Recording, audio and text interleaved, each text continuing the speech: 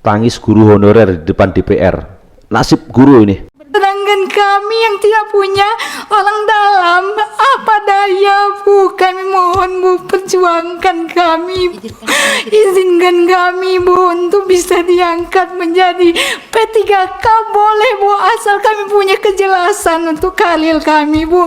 Kadang kami mikir juga Bu, ketika di sekolah kami dituntut oleh guru ASN bahwa untuk menyelesaikan semua tugas, contoh saya pribadi Bu, saya pembina OSIS di sekolah, saya tidak dibayar Bu, tapi berarti kan setiap kunjungan kita 20 miliar. Nah, rakyat tuh nggak bodoh Mbak. Sekarang tuh rakyat itu sedang menghitung kenapa presiden pergi melulu, kenapa sekarang presiden itu pergi. Kalau Bapak tidak hati-hati dan tidak belajar dari kejadian-kejadian dengan sesumbar ngomong seenaknya, maka kekalahan menunggu Anda di Pilpres 2029. Oke sahabat-sahabat, jadi ada satu statement dari Ibu Koni Rahakundini, bukan hanya bercakap berkenaan dengan defense, yaitu pertahanan Indonesia, tetapi cara diplomasi Pak Prabowo itu kita dengar bersama-sama. Rakyat kita tuh nggak bodoh ya Mbak ya. Kita tuh bisa lihat ya, Pak Presiden itu udah berkunjung 49 kali atau 50 kali nih kunjungan ke 28 negara ya, 29 negara. Menghabiskan udah 112-an hari nih, ada yang menghitung ya. Kalau nggak salah BTC juga sempat ngitung. Jumlahnya itu hampir 1 triliun dari biaya yang dikeluarkan. Bisa dibayangkan nggak dalam situasi seperti ini yang katanya kita sesangka merata, yang ingin rakyat kita itu betul-betul berkonsentrasi, jangan sampai presidennya di Venezuela kan, ya kan? Tapi dengan mengeluarkan uang sebanyak itu untuk kunjungan, berarti kan setiap kunjungan kita 20 miliar satu harinya. Coba deh hitung, bahkan 20 miliar sehari. Kalau kita hitung 20 miliar sehari ya, itu tuh bisa apa sih uang 20 miliar sehari? 20 miliar sehari itu kalau kita pakai gaji pokok 50.000 PNS itu kejadian. Pembangunan puskesmas tipe C itu bisa terwujud sangat-sangat mudah di daerah-daerah terpencil. Itu kan menjadi masalah kita. Kemudian operasional 1 batalion TNI infanteri itu berapa minggu dari uang segitu. Kemudian di Aceh rekonstruksi setelah bencana, mungkin 10-15 rumah korban bencana itu bisa dibangun proper. Apalagi sekolah. Kemarin saya lihat sekolah-sekolah itu masih tenda yang sudah pada berterbangan. Kemudian apalagi di Papua pembangunan 20 rumah guru mungkin, 10 ruangan untuk sekolah dasar mungkin gitu kan.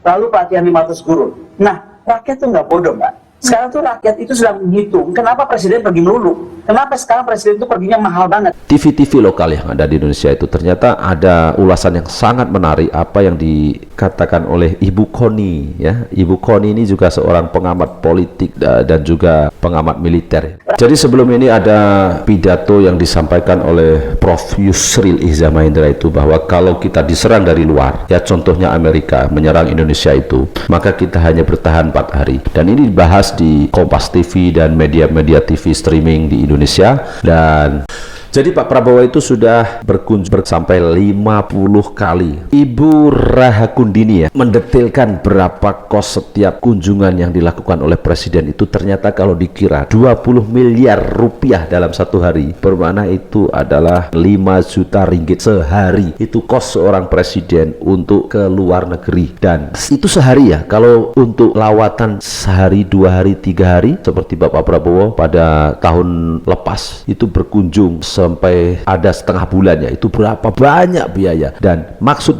Ibu Koni Rahakundini itu, biaya-biaya ini seharusnya diminimalis, dikurangkan dengan menghantar wakil-wakil, yaitu ada kementerian luar seperti Malaysia. Kalau ingin ke luar negeri, Pak Anwar Ibrahim menghantar wakil-wakil beliau untuk sendiri berbincang serta menjimatkan kos-kos perbelanjaan ke luar negeri. Dan uang-uang itu bisa digunakan untuk sekurang-kurangnya membangun sekolah, rumah sakit, dan bahkan dengan detail ini. Jadi apapun yang didapatkan dari lawatan Presiden Prabowo ke luar negeri itu selama balik ke Indonesia, jadi ada kelonggaran waktu 15 bulan Pak Prabowo itu tidak ada di Indonesia, dan ini bisa mengakibatkan kesenjangan ekonomi yang ada di Indonesia itu. Lihat sama-sama ya, kita dengar bersama-sama ada satu video ini juga sangat memprihatinkan. Ini yang kita takuti ya, tangis guru honorer di depan DPR. Nasib guru ini. cara di lapangan saja ini Bu, kami R4 itu tidak sesuai sesuai dengan apa yang pemerintah tahu. Kalau pemerintah tahu R4 adalah guru yang tidak bisa masuk ke non-database, yang hanya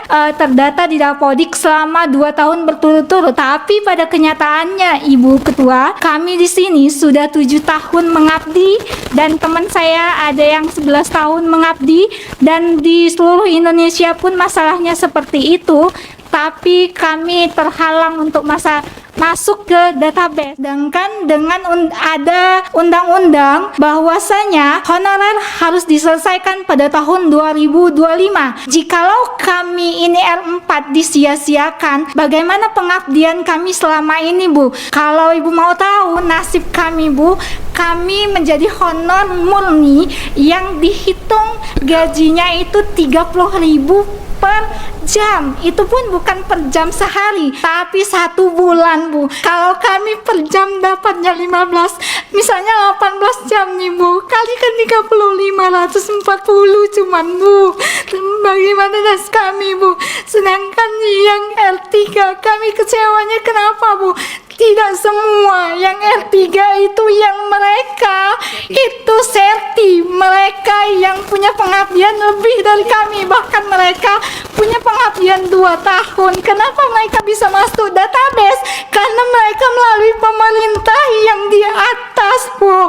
Kenapa mereka melalui orang dalam yang bisa mendapatkan SK gubernur, sedangkan kami yang tidak punya orang dalam, apa daya, Bu? Kami mohon, Bu, perjuangkan kami, izinkan kami, Bu, untuk bisa diangkat menjadi P3K, boleh, Bu, asal kami punya kejelasan untuk karir kami, Bu.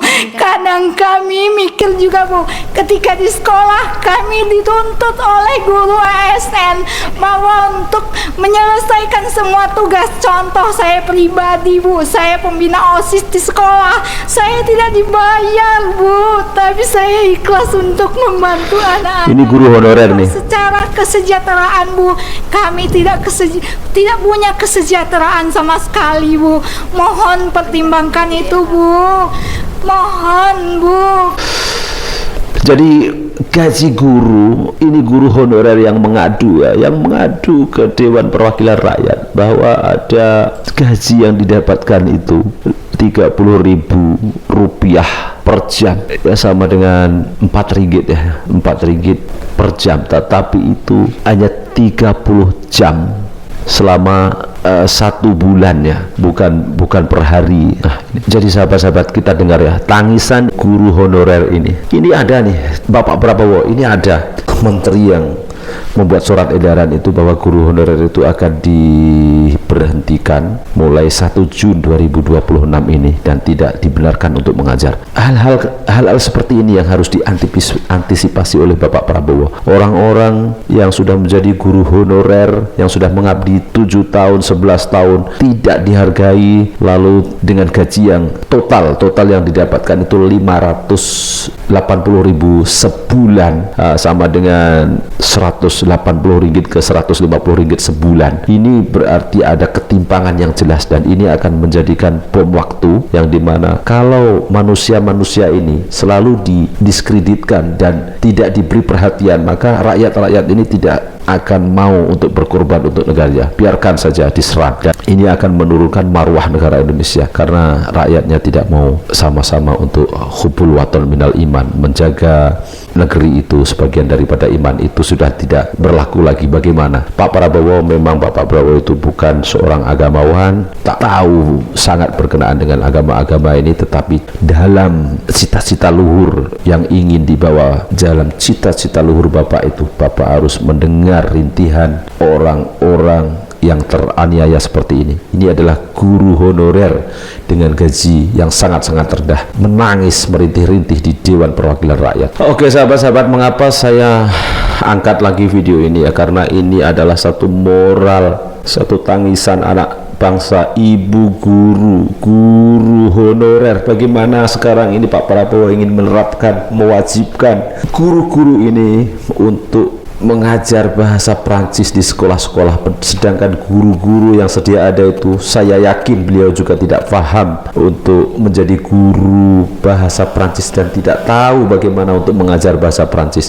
Dan ini ada 200 ke 300 ribu guru honorer yang ada di Indonesia yang akan diberhentikan secara besar-besaran melalui surat Menteri Pendidikan pada 1 Jun 2026 ini. Dan saya yakin juga ASN, guru-guru yang sudah terdaftar yang menjadi guru-guru negeri ini juga saya yakin belum belajar lagi bahasa Prancis ya. Lalu bagaimana seorang presiden memberi instruksi dari Prancis bahwa di Indonesia semua di sekolah mempelajari bahasa Prancis? Ini kan konyol Pak Prabowo. Tolonglah kalau bercakap itu pikir dulu baru bercakap, jangan bercakap balik lalu baru difikir oleh para menteri. Ini Jawa itu daerah Jawa itu jangan main-main Pak, tolong. Masyarakat Jawa itu sudah banyak dilukai. Apa yang Bapak Prabowo sudah capai itu dalam hampir 2 tahun ini apa sih Pak? Saya mau bertanya, apa yang sudah dicapai oleh Bapak Prabowo ya? Kecuali hanya omon-omon, janji-janji. Bapak mengandalkan program makan bergizi gratis. Orang Jawa Pak, orang Jawa itu bukan mudah untuk ditaklukkan. Kasihlah makan sebanyak mungkin, dia tidak akan ingat ya. Kalau Bapak bisa mensejahterakan guru-guru, guru-guru itu penting Pak. Pak Mahathir itu dulu menjadi Menteri Pelajaran di Malaysia itu menggunakan sebaik-baiknya bahwa guru itu akan mempengaruhi dari setiap pola pikir yang ada di lingkungan. Kalau Pak Prabowo mau meniru cara Mahathir, maka nanti ke depan Bapak Prabowo sudah tidak perlukan lagi koalisi-koalisi besar, apalagi dengan pasangan sekarang ini Bapak Gibran Rakabumi ya. Dulu Mahathir untuk menjadi Perdana Menteri itu dari Menteri Pelajaran. Jadi tolonglah guru-guru ini diberikan keutamaan sebaik mungkin, nanti akan muncul juga dari guru-guru ini. Karena guru ada murid dan anak itu akan bercakap kepada ibu, dan guru bisa berhubungan langsung dengan ibu-ibu pemilih-pemilih dimanapun. Itu saya rasa itu adalah satu peluang yang bagus kalau kita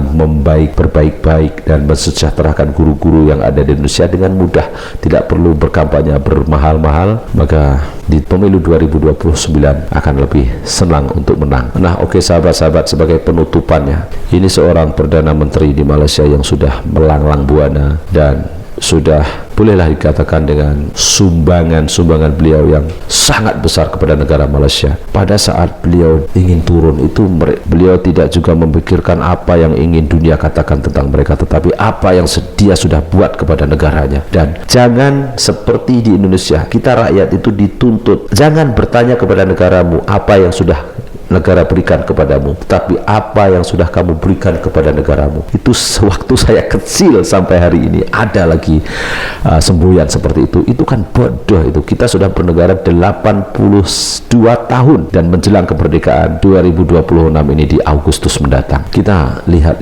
bagaimana Pak Mahathir ini. I don't care whether I go down in history as a bad guy or a good guy. What is important is I don't care. What is a chief? Beliau tidak in this kisah. country.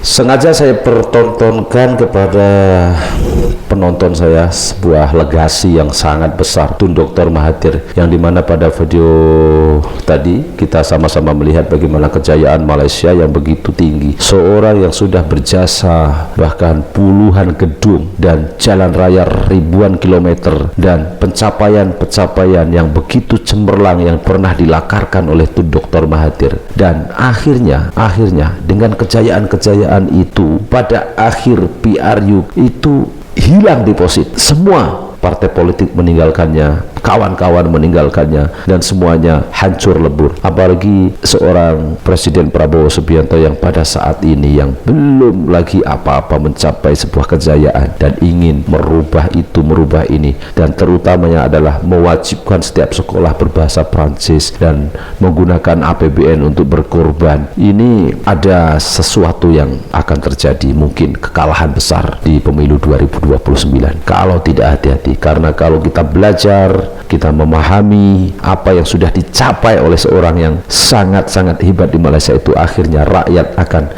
menenggelamkan seorang Tun Dr. Mahathir dengan hilang deposit anaknya, semuanya, partainya, semuanya kalah dalam pemilu 2021 yang silam ya.